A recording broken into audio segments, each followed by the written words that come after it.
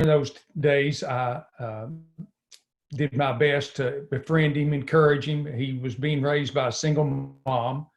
And so here last, it would have been in March, or maybe it was April. I'm in Knoxville, Tennessee now. This is my hometown. My wife and I grew up here. I serve now as the executive pastor of ministries at First Baptist Concord, Concord's just a section of Knoxville. And so I came on staff in September. I had been gone from Knoxville for 25 years. And so upon returning, I was able to reconnect with this guy. His name's Calvin. He's now 48 years old. He's been divorced for several years, and he's got two sons. And in the process of connecting with him, I had the privilege to lead him to Christ and to baptize him. Again, I think it was April. And I've really struggled to get him in church. He's been in some, but not as much as he should. But in that whole process, it's that relationship that's helped me have a little bit better understanding of where singles live on a day-to-day basis. But he's alone all the time. He works and he comes home. Of course, his wife has his two boys, except for when he gets them every other weekend and that kind of thing. And so it's very tempting for him to fall back into some patterns that were what he's lived for all of his life. It's just his default mode. And so anyway, all that said, I appreciate each one of you and what you do and for the difference you're making in people's lives. So what I wanted to speak to you about is a title that I've titled this, and maybe it's an inappropriate title, but I've titled it "Up Your Ministry." And so I thought, well, if anybody ought to like that, it ought to be a group of singles ministers. So up your ministry. So I think Don has some. I've sent him the information on it. I guess he'll send it to y'all at some point or whatever. However you plan on doing that, Don. You trying to jump in? I'll put it over the chat side, guys, in just a minute. Okay, good. Yeah, we'll be there in just a minute. Alan, go ahead and keep going. Okay, I'll do it. So, but I really want to, the reason I'm calling it Up Your Ministry is I want to play off that word up. And so let me just start off, if I could, and a little bit of a way to try to introduce it. But, up is a very small word, but it's packed with impact. Up means to go from a lower state to a higher state. Up means to ascend from a lower position, if you will, to a higher position. Now, who doesn't want their ministry to go from a lower position to a higher position? We want it to go up. Up is a word that speaks of advancing, and obviously it's the opposite of regressing downward. Every business, organization, sports team, person, whatever, desires to up their status. I think the church is no different, and I think the ministries within the church are no different. In fact, we all want our ministries to grow. Well, if we don't, we should. And we all want our ministries to make an eternal impact on people and for the kingdom of God. And so that being the case, how do we go about upping, if you will, our ministry? How do you up your ministry? So I want to just try to look at 5 different aspects of that as we go through this. The first one is to up your volunteer base. To up your volunteer base. Now, of course, being a native of Knoxville, Tennessee, and back here, I like the word volunteer, don't you see? So let's up our volunteer base in the church as well. And so here's just some thoughts about upping, if you will, your volunteer base. First of all, I would say, number one about that, I would say you need to take an active role in recruiting. Take an active role in recruiting. There's no better way for a leader to up their ministry than to actively be recruiting and looking for great people to join your team. This morning, I've been studying the Sunday school lesson that, Lord willing, I'll teach this Sunday morning. But we're going through Proverbs right now, and in Proverbs, it was talking about the king who puts the wrong people around him. he didn't surround himself with great people. And so, at the end of the day, I mean, if you don't have great people around you, whose fault is that? And of course, at the end of the day, if you do have great people around you, well, who gets the credit for that? Bottom line is you're the leader. And so you've got to invest in that. Second thing I'd say about upping your volunteer base is take time to personally recruit and interview the people. Personally take time to do that. In fact, I believe it ought to be a daily discipline of every leader to every day think about who you want, who you got, where you're trying to take them. It's the old Jim Collins thing about getting the right people on the bus, isn't it? And so it ought to be really a daily discipline. And sometimes I believe we've got better people right under our nose than we realize. I want to recommend a book to you. It's called, maybe you've already read it, Leaders Made Here by Mark Miller. If you've not read that book, I can promise you, if I don't say a thing today that's worth your time, this will be worth it. Mark Miller is he's over leadership development for Chick-fil-A. And you stop and think about Chick-fil-A, 70% of their workforce are high school kids. Huh. And yet they've grown a great business and a very efficient operation. Therefore, I mean, it speaks something to how they have recruited and trained people appropriately. But anyway, I'd recommend that you get that book. But in this book, one of the things that he says is that when they talk to leaders said they were grateful for the training they got, the conferences they went to, the books they read and all that. But they said overwhelmingly that the number one ingredient that helped them grow as a leader is that at some point, somebody gave them some leadership responsibilities and would see what they could do with it. And so sometimes we've got good people right under our nose. And so here it is. You have to start with what you got and quit fretting over what you don't have. You got to start with what you have, and you got to quit fretting over what you don't have. Now, pray for what you don't have. Look for what you don't have. But sooner or later, some leaders are absolutely paralyzed because they sit around and fret over what they don't have instead of trying to utilize what they do and utilize what's already at their disposal. So here's a question. Why would God give you somebody else if he won't use who he's already got? I think it's a fair question. So a third thing I'd say about upping your volunteer base is leaders who wait until they're shorthanded to recruit never bring on the best people. Leaders who wait until they're shorthanded to recruit never bring on the best people. It's amazing when I look at the last few years that, there's a few college football teams that just pop up as being extremely successful. I mean, you got Alabama, you got Clemson, you got Oklahoma, you got Ohio State. I mean, the last few years, those four are in the top running all the time. Well, they're still trying to recruit good players, although they're not shorthanded right now. My point being is don't wait till you're shorthanded to bring on the best people and recruit. It's sort of, what happens is leaders become desperate when you do that. And therefore, you don't necessarily bring on the best people because you've got to the point of being so desperate, you just got to grab anybody that's got a pulse. It's sort of like going grocery shopping on an empty stomach. It's just not a good way to go buy groceries. And so the same thing applies here. So often when we recruit, all we're trying to do is plug an organizational hole. Now, I get it. We all have organizational holes. I've got some right now myself.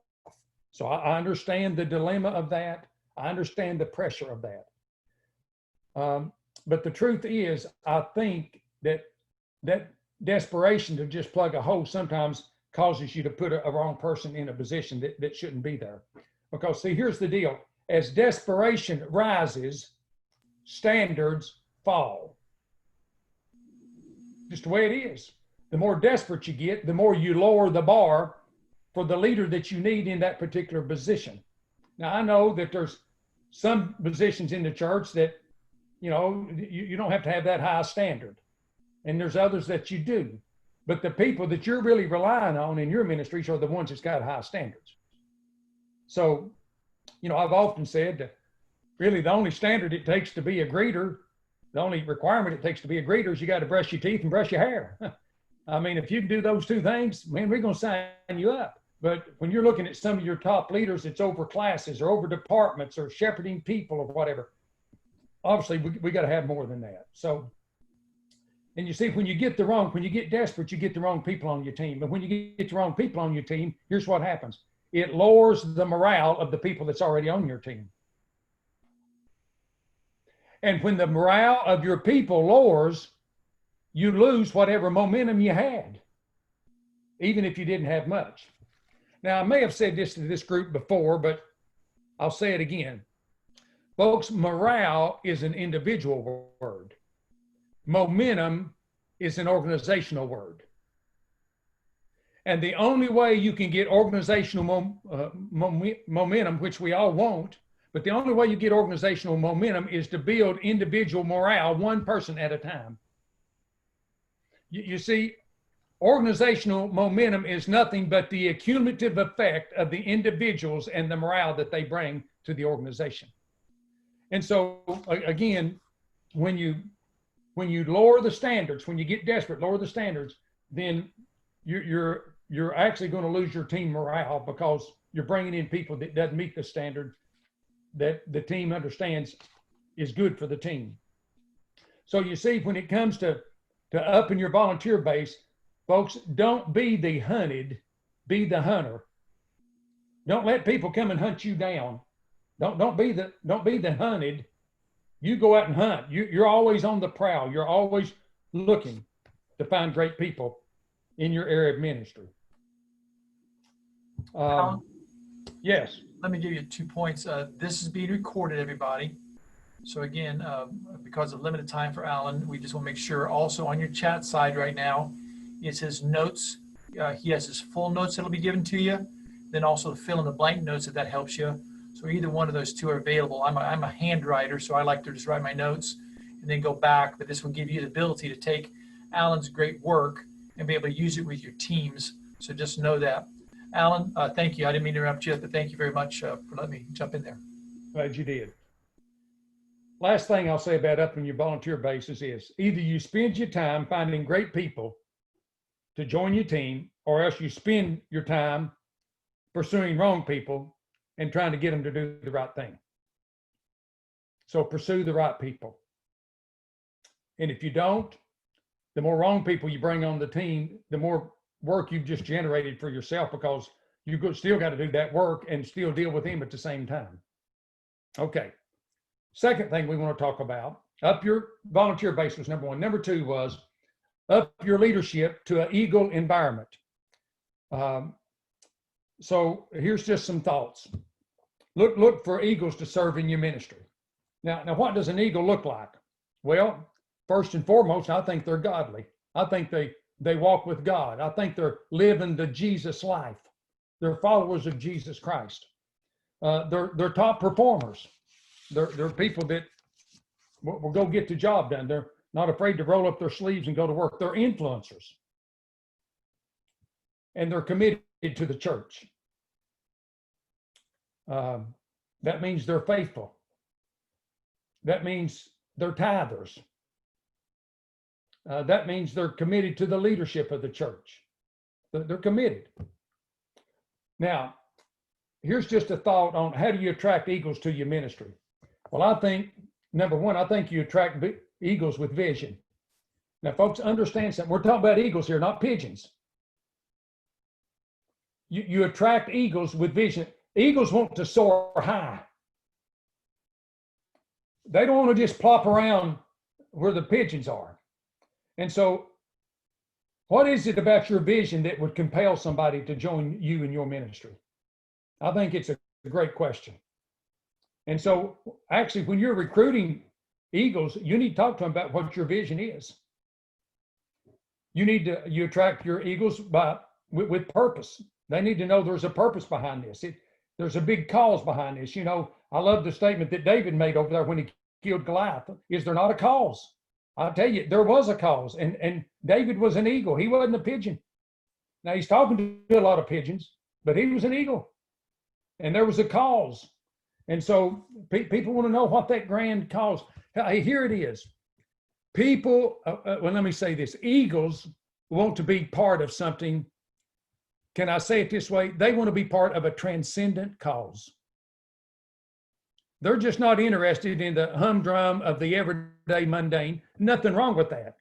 Every life's filled with mundane, and necessarily so. But I'm telling you, eagles are looking for something bigger than that. They want to be part of a transcendent cause.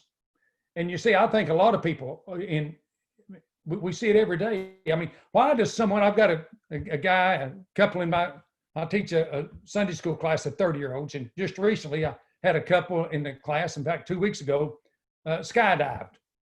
And I'm thinking, man, who in their right mind would ever jump out of a perfectly good airplane? I'll tell you, if you ever hear I jumped out of one, you'll know that thing was going down or I wasn't jumping. But you see, people want to do something that's grand. It's above the normal mundane of life. Why is it that people scale these rock cliffs or dive and plummet to the ocean floor? Or why is it some guy enters a contest where you got to eat 75 hamburgers in them or hot dogs in 20 minutes to win? Everybody's looking for something that's greater than the norm of life, and eagles especially. And then you attract eagles with a personal relationship.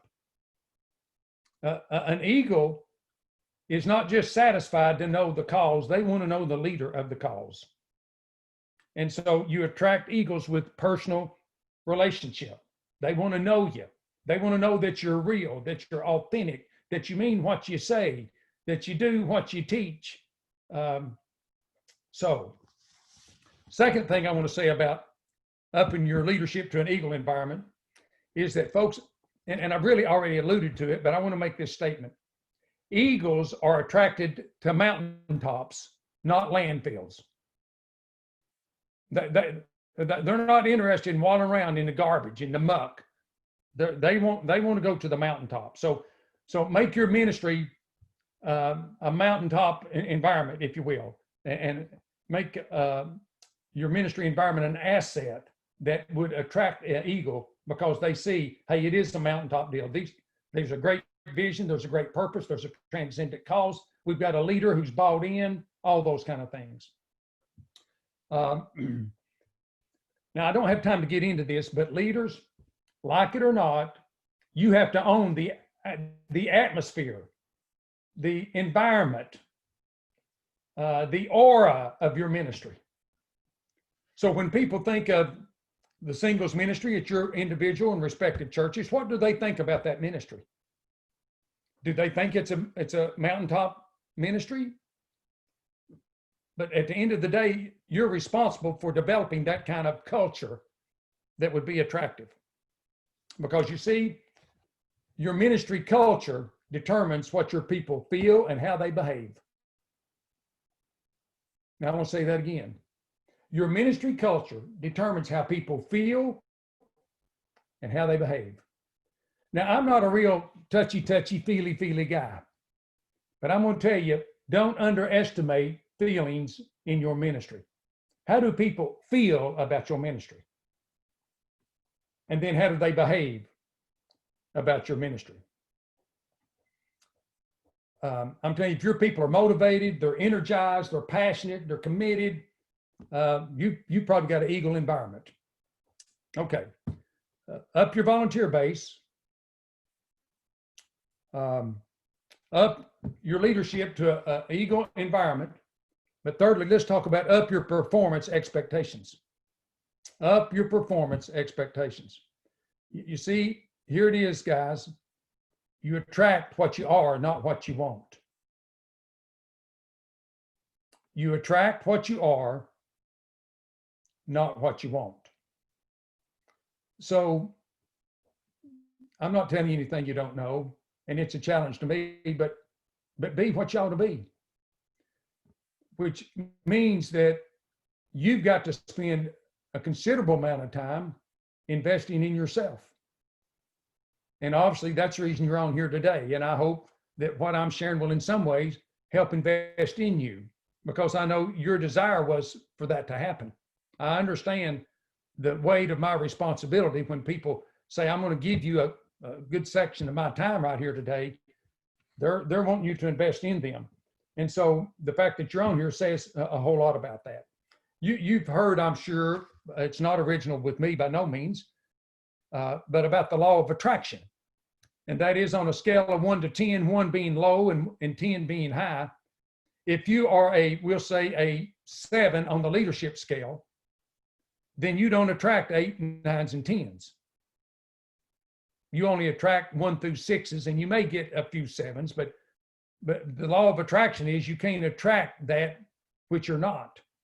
And so if you want to attract people that's more in the eagle range, then you got to grow and grow and grow and grow so that you can actually lead eagles. And so you attract who you are, not what you want. And high caliber leaders, I think, attract high capacity leaders. Let me say that again. High caliber leaders, they attract high capacity leaders. And so that leader may not have reached their capacity yet, but I believe if you're a high caliber leader, you will attract a person who has great capacity. You may have to develop that capacity and help grow that capacity, but you attract those kind of people. Hey, I learned this principle years ago, and that is people don't leave organizations, they leave leaders. People don't leave churches, they leave preachers. People don't leave ministries, they leave ministry leaders. People don't leave businesses, they leave business leaders more times than not. And so, again, high caliber leaders attract high capacity leaders. You are the tide. And as you rise, all the boats rise with you. And as the tide goes down, that being you, the boats will go down. So you attract who you are, not what you want. So continue to invest in yourself. That's the reason you ought to read that book I just recommended, and other things as well. Take some time to invest in yourself. I have a rule with the staff that I oversee now, and I tell them, you must read a book a month. That's not a hard thing to do. And I tell them, if you don't, then when it comes time for your annual evaluation and your raise is tied to that, if you have not read 12 books, I'm not giving you a raise. Because why am I going to pay you? You see, we pay you for what you know and for what you can do. And if you hadn't grown any this year and you don't know anymore and can't do it anymore, why would I give you a raise? I mean, why would a Major League Baseball team, if they're paying a guy $10 million a year to hit 300, what do you think they're going to continue to give him raises when he drops his batting average to 275? Well, they're crazy if they do. And if they do, they ought to hire me as their general manager. I can help them. And I appreciate the income. Okay. Second thing I want to say about up your performance expectations is that when you set the bar too low, it literally erodes your ministry over time. When you set the bar too low, you erode your own ministry over time. That is, it is a self-defeating exercise. Now, folks, I tell you, it's a pet peeve to me.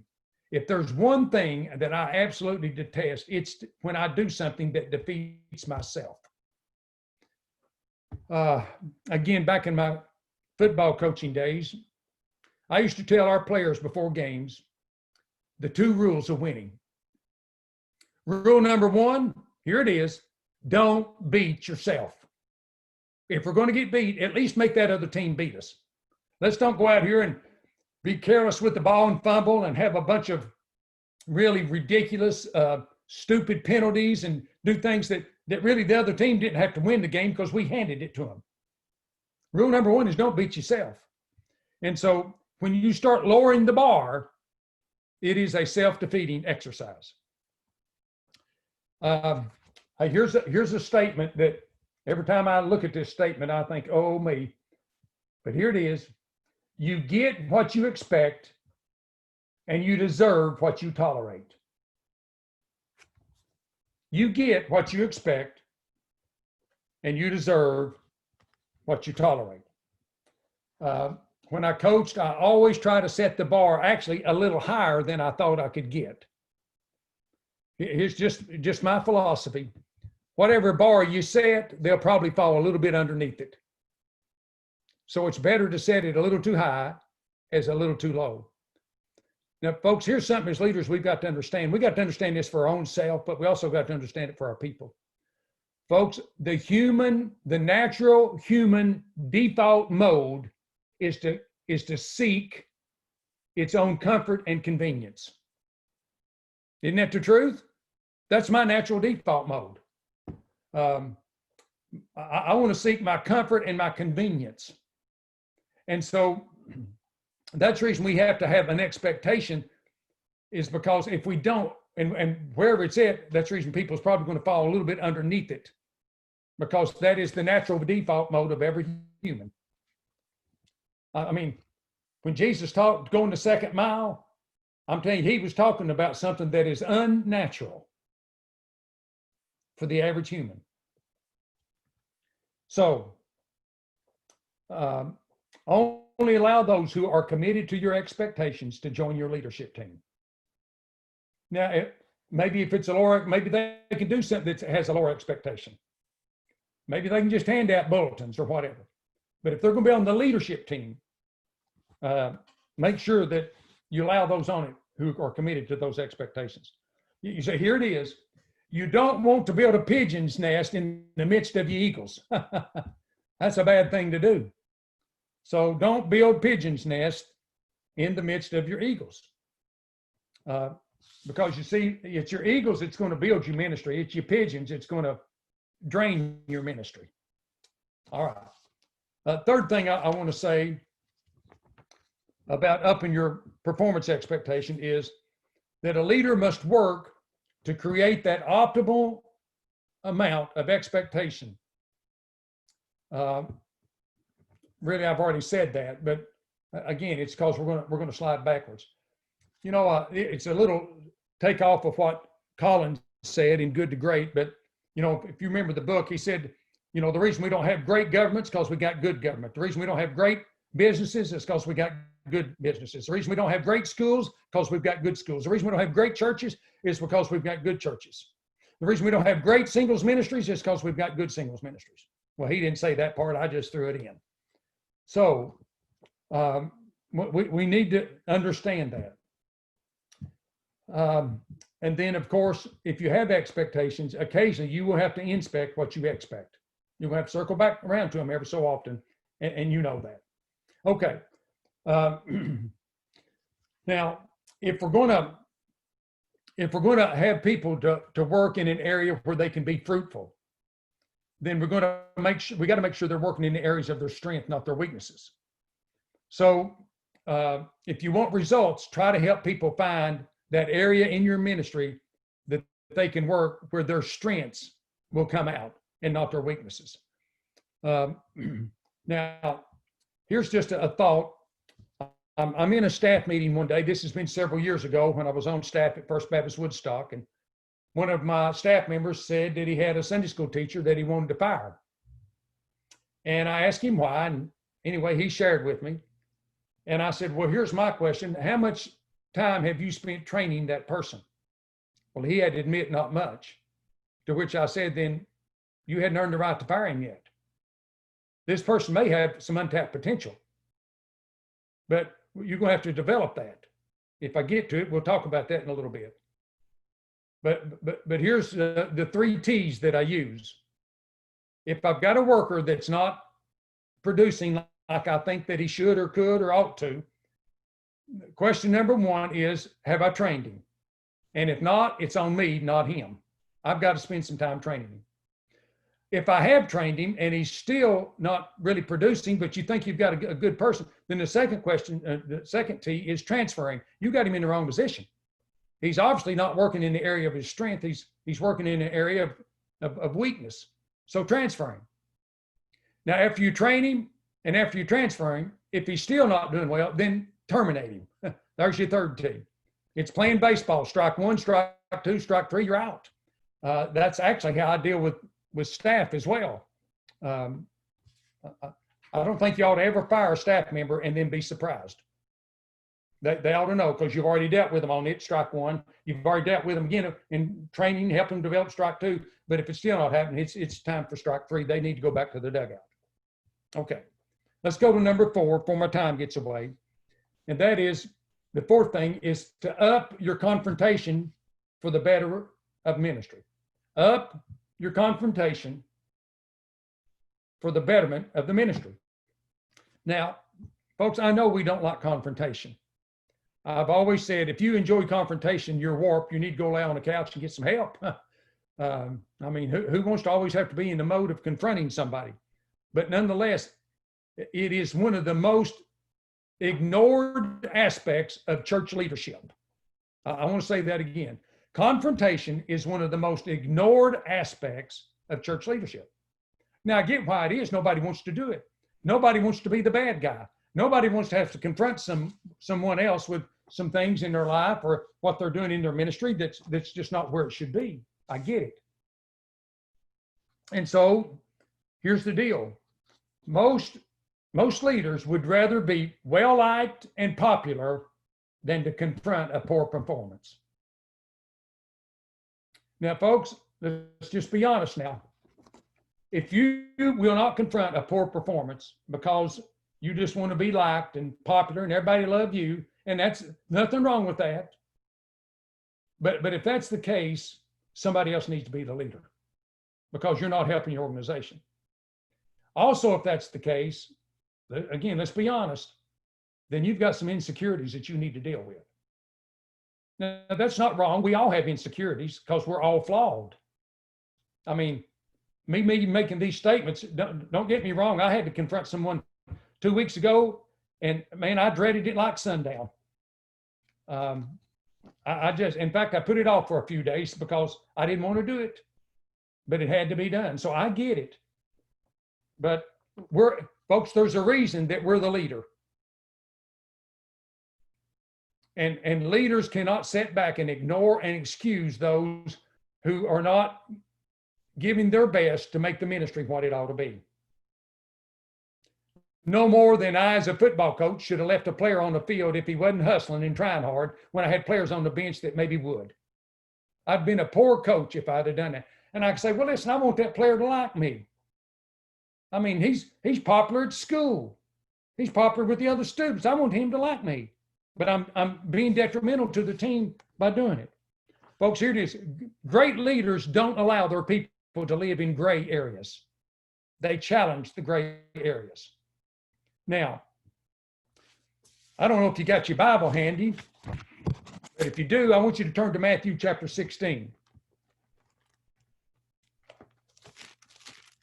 Matthew chapter 16.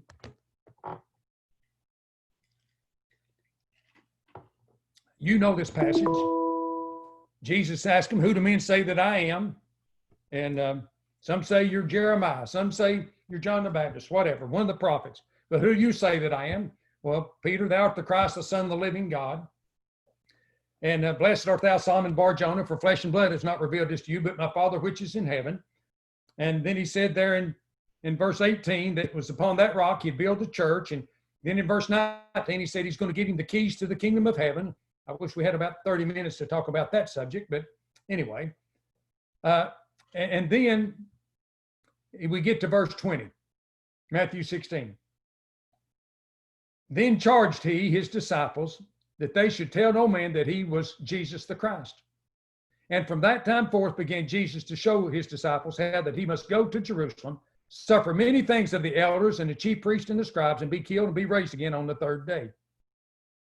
Then Peter took him and began to rebuke him, saying, be it far from thee, Lord. This shall not be unto thee. Now, Jesus just told him what's going to happen. I'm going to go to Jerusalem.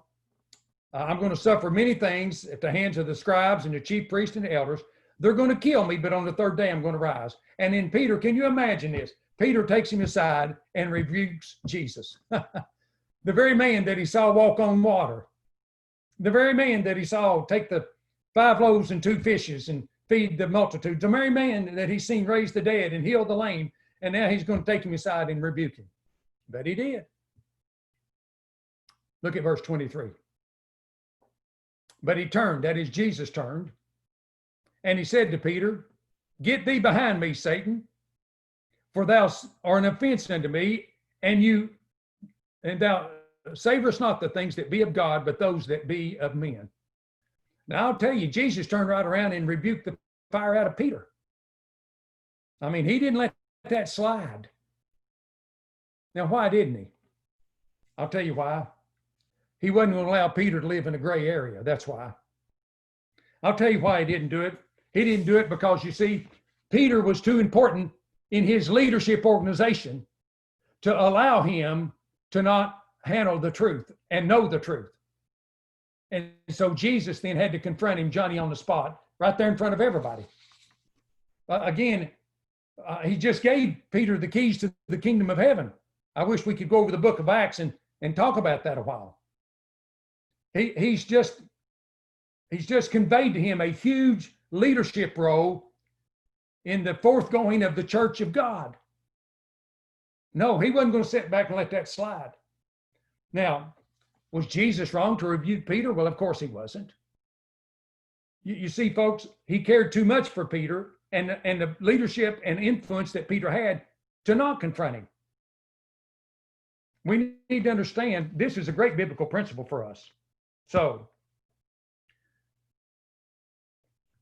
to fix, to build, or to stretch your ministry, you must develop a greater sense of urgency in dealing with poor performances.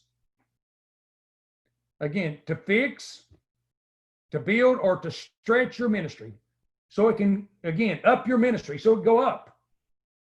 We've got to have a greater sense of dealing with poor performances. Now, I'm not saying deal with it like a horse's backside. There's a right and a wrong way to confront. So confront the right way, but you must confront. Could it not be, and is it not true, that confronting a poor performance is actually an exercise in tough love? And is it not true that to not confront that person who can do better is the opposite of true love for that person? I mean, if you truly love that person, here it is. Don't you want the best for them? Don't you want them to reach their God-given potential? Then if that's the case, then why wouldn't you confront it? You're actually doing them a favor. Okay. Folks, the good of the team must come before the good of any one individual. And if an individual is hurting the team, the individual needs to be dealt with. All right. Let me just say this real quick. Understand there's a difference between a can't do and a won't do.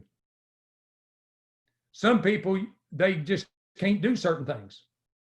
And there's some people that just won't do certain things. What's the difference? The difference is the difference between ability and attitude. If they can't do it, they just don't have the ability to.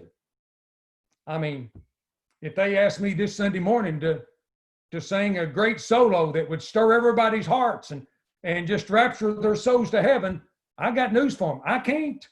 That's a can't do. They're going to have to get somebody else to do that. But if I can do it and I won't do it, then it's an attitude issue, not an ability issue. Now, folks, ability issues are, well, let me rephrase that. Attitude issues are the worst issues to have by far. And a lot of ability issues you can help solve by getting them the right training or whatever. Okay. Last thing, and that is let's up your means to retain leaders. Up your means to retain leaders. Now, you see, folks, we got to understand something. Talent rarely comes already fully developed. It just don't. It may come partially developed, but it don't, rarely does it ever come fully developed. So one of the great responsibilities you have is to take the human capital that you've been entrusted with and make it more valuable than it was when you first got it. So it's your job. I'm getting closer to retirement. I'll tell you, I've been watching my retirement. I want to make sure that when I get ready to retire, I've got enough money to live on. And so I watch my financial capital. But folks, is there anything more important than human capital? There is none. We are in the people business. And we're in the people business for one reason, because God's in the people business. And so we need to develop our human capital that's been given to us. It's been entrusted to us. I've got 3 children. Of course, they're grown now and all that. But when they were little, every Christmas Eve, I went through the same regiment, the dreaded regiment of taking the boxes of the different things we'd bought the kids and unwrapping those boxes. But usually on the outside of the box, they had these 3 words stamped on the box: some assembly required. So I'm up half the night. You know the drill. You've been there and done it. But I'm up half the night putting together these different things, and every one of them had a bolt or screw or something missing every time. They never came with batteries. There was some assembly required. Folks, that's exactly how your people come to you. They come with some assembly that's going to be required. And so to retain your people, you need to help them to develop more toward their God-given potential and make them more valuable today than they were yesterday, but not as valuable today as they're going to be tomorrow. You see, if we're going to retain winners on our team, folks, we got to help them have long-term success. And they only do that as they continue to develop, which means they can't develop and you can't develop them unless you're developing yourself. All right. You see, you've always got to be adding value to eagles. If you really have an eagle, they may be soaring at this elevation, but I'm telling you, they're not satisfied there. They want to go to another level. So do that.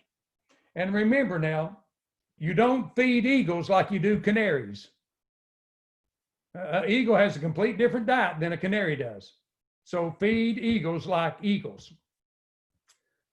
Now, here's a statement that may hit and step on all of our toes to some degree.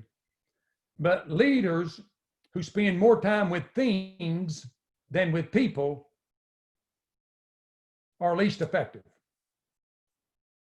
You got to deal with people. And folks, too often we think ministry anymore, and I see it especially amongst a lot of young ministers, they think ministry is just staying on a computer all day. And I'm talking about pre-COVID, before you had Zoom meetings and had to deal with people that way. Again, there's got to be some time on the computer, I get it. But I mean, how much of your time are you actually investing in people? That's the question I'm asking. All right. Here it is. If you're going to develop people, at some point you got to spend time with them. There's just no way around that. You got to spend time with them. My time's up because I've got to do something for the Texas Baptist Convention here at 4 o'clock my time. I'm on Eastern Standard, and so I'm going to have to go. But let me just say this, folks, because I want you to be encouraged in what you're doing. The task that's ahead of us is never greater than the power that's in us. And if God's called you to ministry, and if God's called you to that particular ministry that you're at, then God's got a purpose for you to be there. And so I want you to feel encouraged in that. I want you to feel confident in the Lord. Certainly, as I teach this, it challenges me in a lot of areas. Trust me. I'm not speaking down to nobody here. I'm talking straight to me as well and just letting y'all listen in. But it's a great challenge for us. But I just tell you, my philosophy has always been, if I'm doing what God called me to do, and I'm doing it where God called me to do it, then I just tell you, I'm going to lay my ears back and I'm going to go for it. I'm going to give it everything I've got. So, 1 Corinthians 15:55, Therefore, my beloved brethren, be ye steadfast, unmovable, always abounding in the work of the Lord, for as much as you know that your labor is not in vain in the Lord. God bless each of you in the vital ministries that God has given you.